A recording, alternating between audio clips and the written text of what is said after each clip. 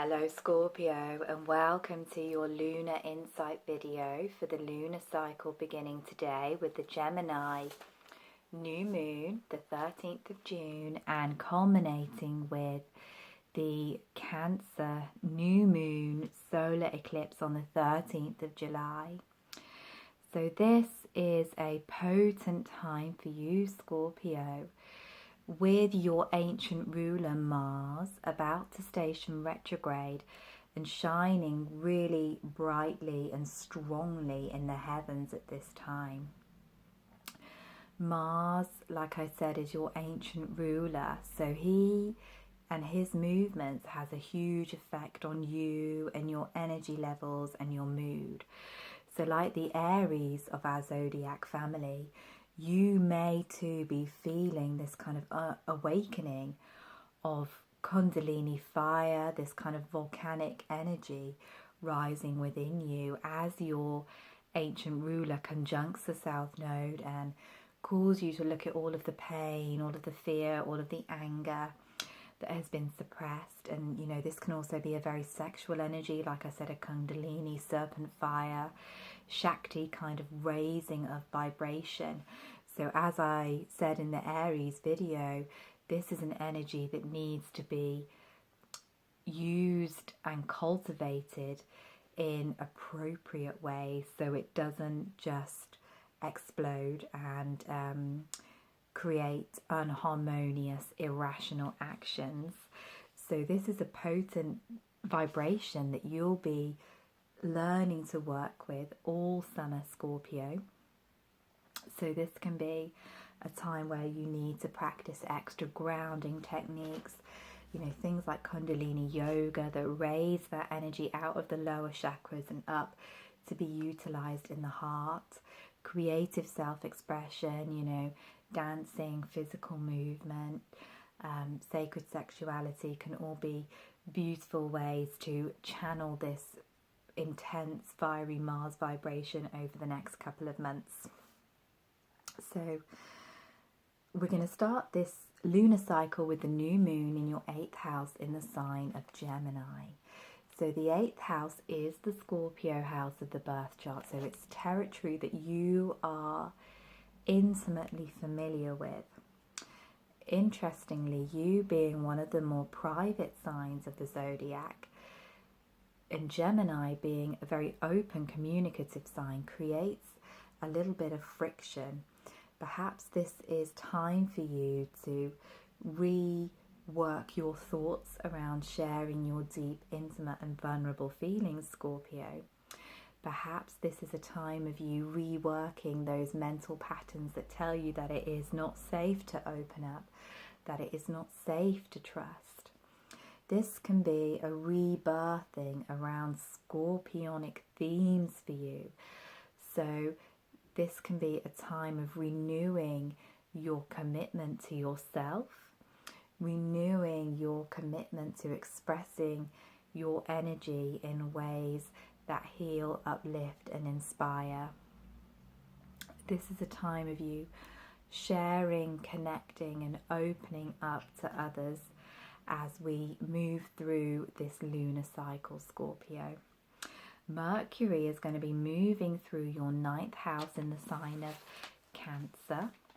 So this is a lovely energy for you this month because the planets will be gradually one by one kind of shifting into Cancer, which of course creates a trine to your own energies, being a fellow water sign.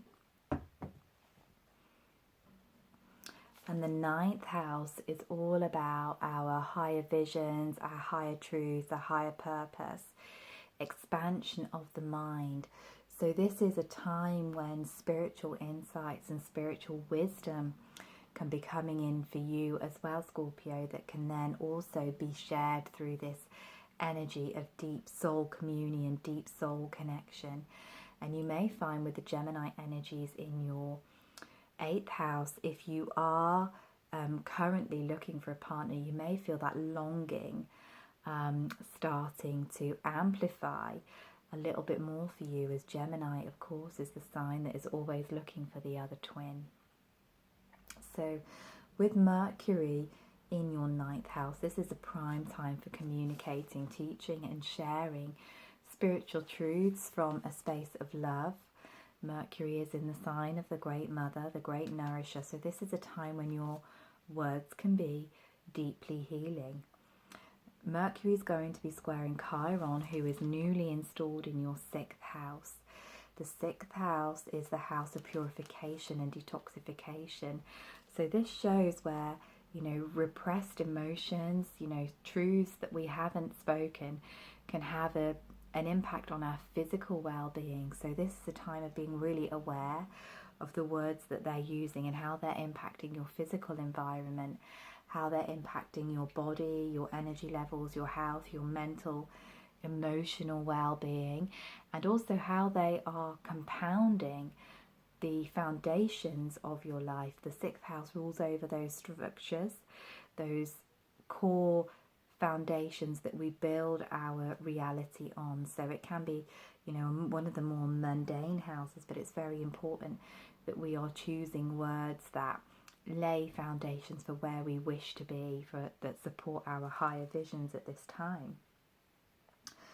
Venus is going to be coming into your 10th house of career, of reputation, of life's purpose. So Venus in Leo here is a really beautiful energy, and this can help us to really be appreciated and loved in our work for our authentic self. This is a time when our creations can be very well received by people in position of authority, by the public in general. So this is a time of sharing your heart-based endeavors with the world, and perhaps some new opportunities will come to you as well.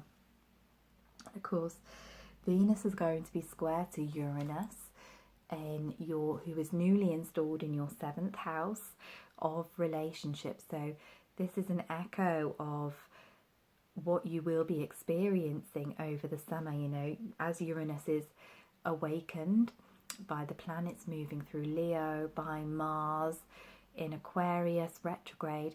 There is going to be changes, upheavals to the foundations of your relationships. Remember, this is the house where we meet the other person as a mirror, as a reflection of self.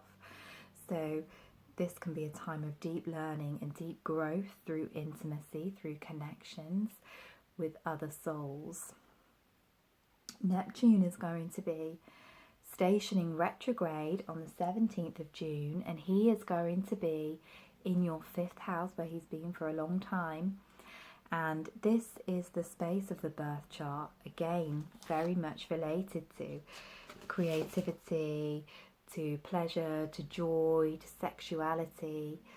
So Neptune stationing here can make us perhaps a little bit overindulgent in these areas, and you, with your predilection to soul bonding, Scorpio, could find that any intimate encounters you have around this time leave you extra open, leave you extra sensitive to taking on the energy of the other person. It can also create a beautiful, dreamy, flowing kind of atmosphere where you are able to channel the words of unconditional love, or the images, essences of unconditional love through your creative projects. So it's a really lovely energy, but we have to be careful that we don't, where Neptune is, we have to be careful that we don't overindulge too much, that we don't completely lose sight of reality. So although this can be quite a nice floaty, heart-opening kind of energy, we also want to be aware of channeling it into something that is also tangible, and ensure that we're not living in illusion. Neptune is the hall of mirrors, where we can't really see what is true and what is not. So the sun will be moving into the 9th house, your 9th house, on the 21st of June, as we cross the solstice threshold. For those of us in the northern hemisphere, the summer solstice, the time when the light reaches its fullest and then begins to slowly decline as we head towards the second half of the year. For those of you in the southern hemisphere, it is the return, the rebirth of the light, and the light will gradually begin to increase as you head towards your springtime. Wherever we are in the world, this is a potent energy shift. You know, the build up to solstice can be quite intense, and then we have this huge kind of energetic peak or release. And for you, Scorpio, the sun will move into Cancer, your fellow water sign. So this can be a emotionally charged part of the year for you. The sun, as I said, will be in your 9th house with Mercury. So this is a time of, you know, really connecting with the spiritual essences of the Great Mother, of her gifts of nurturing, of her gifts of nourishment. So this is a time when we can feel spiritually sustained. You do well during the water season, Scorpio. So this can be a time of soul healing for you. This can be a time of, you know, really feeling that deep connection to something larger than yourself. Mars will be going retrograde on the 25th of June, and as I mentioned at the beginning of this video, he is your ancient ruler, so his movements have a deep effect on you. So as he goes retrograde, Mars actually acts like he would when he is transiting the sign of Scorpio. Mars is the ruler of both yourself and Aries, and when he is in forward motion, he's much more Aryan, he's much more forceful, he's much more impulsive, he's much more rash, and he's much more direct. But when he is retrograde, he acts like he would in the sign of Scorpio. He is slower, he's more strategic, he plans his moves, he plans his movements, he intuits, and you know, is a little bit like a hunter stalking his prey.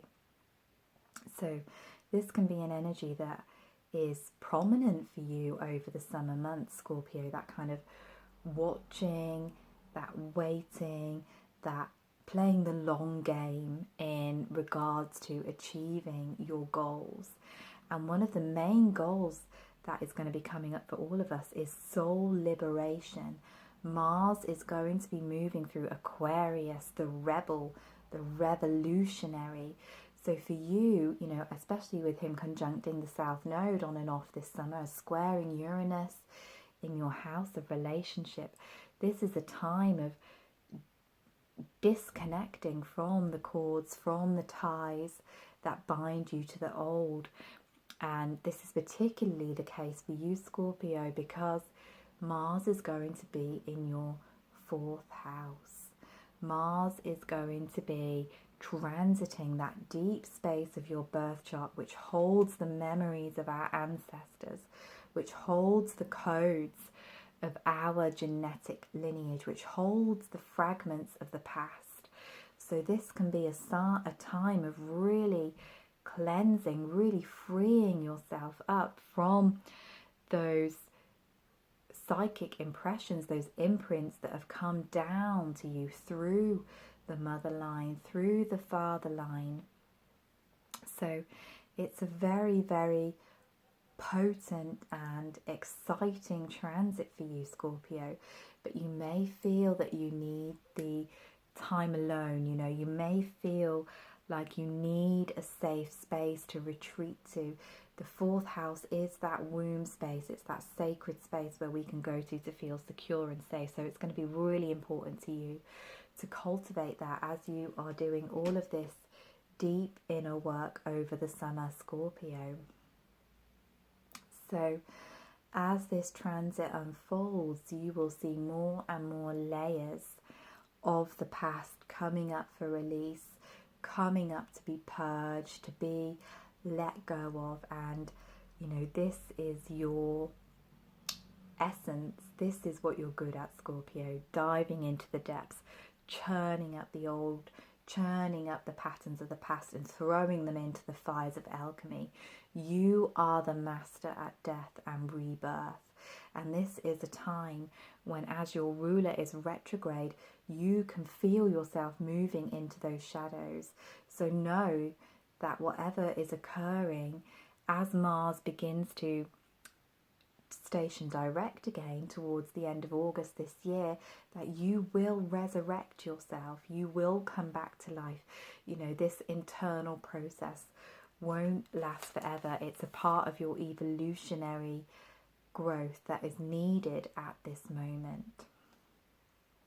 So we're going to have a full moon in Capricorn on the 28th of June, and this full moon is going to be conjunct Saturn, and Saturn has been transiting your third house since he moved into Capricorn at the winter solstice last year. So this has been a 6-month period for you of Saturn in that third house. And this is an interesting energy, Scorpio, because it goes back to what I said earlier in the video about the throat, about the expression of your deepest needs, your deepest self. Sometimes when Saturn transits the third house, we can actually even feel our voice changing. It's very, very potent for the throat chakra. And the throat chakra is not just about speaking, but also writing our words, sharing our creations with the world. So this could be a time where you have had to put extra effort, extra energy into doing that. Perhaps you've been forced to speak up. Perhaps you have felt pulsed and pushed by the universe to get your words out there, even though you have felt fearful. The third house also rules our mental programming and our connections with other souls. It's the Gemini house. So this could have been a time where you're having to rework your networks, rework your friendships and connections, and rework your belief systems. Sometimes when Saturn transits the third house, there can be a sense of real mental heaviness and almost depression as we are forced to look at those beliefs that are not serving us and haven't been serving us for a long time and be prepared to dissolve them. This can be a little bit like a computer defragging itself, where you have to uninstall the old programs before you can upload the new frequencies. So the moon here, the Capricorn full moon, is going to highlight how far you've come in these endeavours. It's going to bring you perhaps back down to earth with a little bit of a bump, Scorpio, and, you know, reveal to you perhaps where you still are holding back your truth, holding back your feelings, holding back your true expression of all that you can be. On the 9th of July, Venus is going to shift into your 11th house, and this is a time where you can really start to call forth the new connections, you know, really reconnect with a deep soul tribe that is devoted to the same cause as you. So perhaps there are some connections you're letting go of, but this beautiful transit can make you more magnetic to new people coming in that will support your visions and goals, you know, that will feel like home to you, that will be disciplined and focused in creating and building the new reality that we're all moving towards at this time.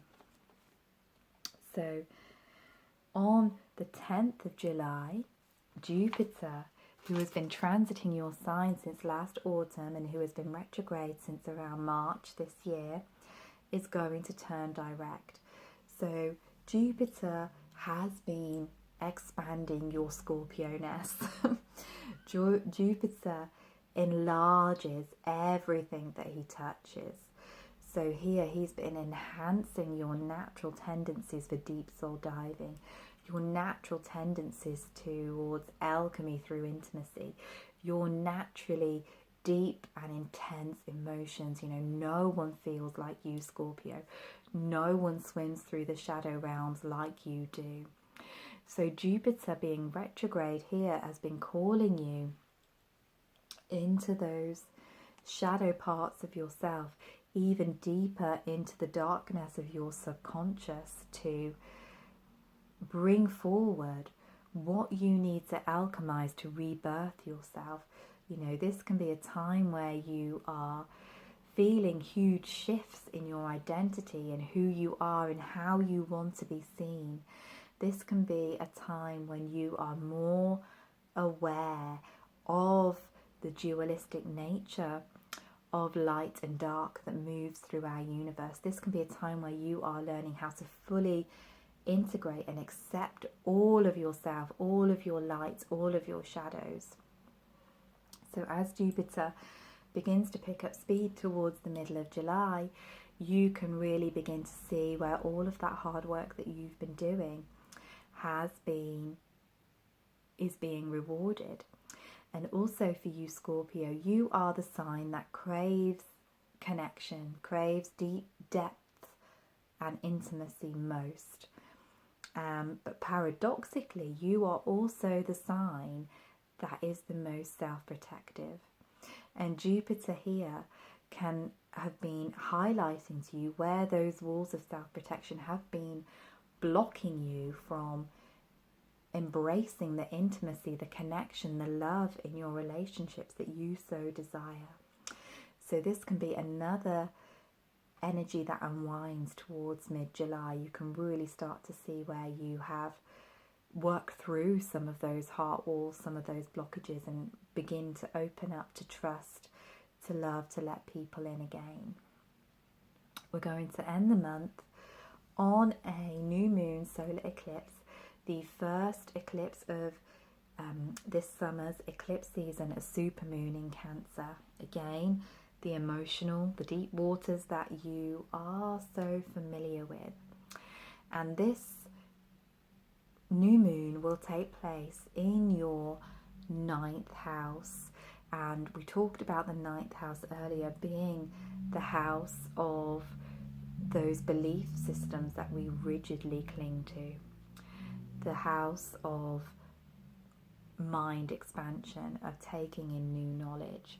So this is going to work in tandem with those Saturn energies in your 3rd house to help you to rediscover your truth at this time when so much of our reality is shifting and changing. Many of us are in between belief systems. You know, the things that used to be true for us perhaps are no longer true. So this eclipse will give you an insight into where you are now headed after these changes have, you know, settled in and begin to work and filter their way through your energy system. So now you have this energy where you can renew your belief systems, you can start to make changes. And really interestingly, the card I picked for you from the Isis Oracle deck by Alana Fairchild is Cartouche, Divine Names of Power, which was exactly the card that I pulled for Aries, the other Mars-ruled sign. So this card is an amplification of the message of the power of your words. What are you speaking into being, particularly in the area of your relationships, Scorpio? What spells are you weaving with your words? What are you calling forward through your written and spoken expressions of self? Your words have so much power at this time, and just be aware of how you're using them with other people in conversation as well. Some of the messages and things that you bring through might have so much potency that you may have to temper that. Make sure that you temper them with mercy and compassion as well, because you have that razor sharp intuitive insight. So just be really careful with how you are speaking, how you are expressing yourself. Every time you say a phrase, think, is this something that's is this creating more of what I don't want, or is this bringing me into the future? Is this thought pattern anchoring me into the old, or am I expanding into something new as I speak these words, as I think these thoughts? So I hope that that reading has served you, Scorpio. Thank you so much for listening to me. If you would like to connect further, there is the links to my Facebook page and group below this video. I am sending you so much love for this potent rebirthing period.